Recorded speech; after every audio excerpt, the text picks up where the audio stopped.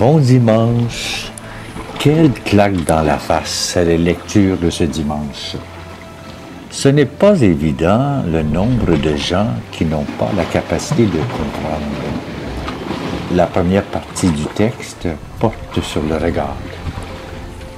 Notre homme riche a un homme pauvre, couvert de plaies à sa porte.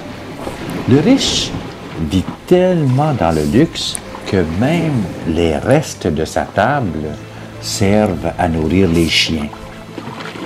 On pourrait penser qu'il ne l'a jamais vu et qu'il n'est même pas conscient de l'existence des autres.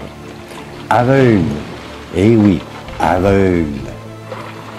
Ce texte nous invite à ouvrir notre cœur à ceux qui nous entourent, à ceux qui sont à notre porte, à ceux que nous voyons à tous les jours sans les voir. Notre homme riche semble bien loin du pardon de Dieu. Pourquoi? On peut le deviner sans lire le texte.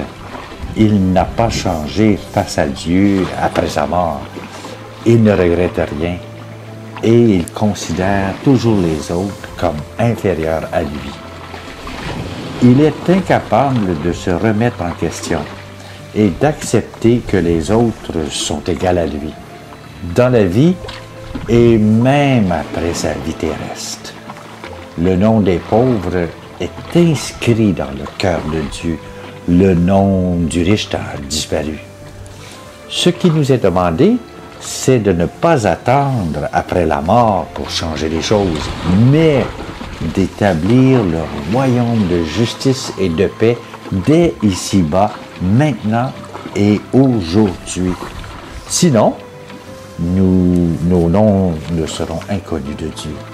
C'est ça le gros vide pour plusieurs après leur mort. Imaginez-vous. Nous devons être source de vie et non de mort dans notre vie. Nous devons ouvrir nos cœurs et nos yeux sur le monde et non nous en séparer. Ce n'est pas là que passe le salut. Il n'y a pas d'autre façon. Comme le dit Paul à Timothée, même le bon combat, celui de la foi, empare-toi de la vie éternelle. C'est à elle que tu as été appelé.